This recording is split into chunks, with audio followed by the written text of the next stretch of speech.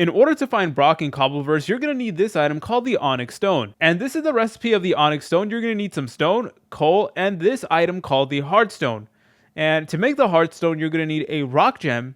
You're also going to need to go ahead and use any type of stone. It can be regular stone, deep slate, etc. And that is how you're able to go ahead and create the Onyx Stone, which we will need in order to locate Brock's gym. Then by default, whenever you start on Cobbleverse, they're going to give you a map to the first gym, which is Brock's gym, so you guys can go ahead and use that. Or if you just want to go ahead and test things out and have fun, what you could always do is you could use the /locate command as well. So it is /locate structure, then Cobbleverse, then type in Brock right here, press on enter, then it's going to tell you the coordinates to where he is. So thankfully, this isn't really too difficult to find. You should be able to go ahead and find him relatively easily, especially with the map, or you guys can go ahead and use commands. Okay, and then here's the Brock gym, and you're able to enter it. Then you could use the Onyx Stone to spawn him in. And there you go, he is going to be right there. If you guys found this video helpful, make sure to leave a like and subscribe. I'll see you in the next video.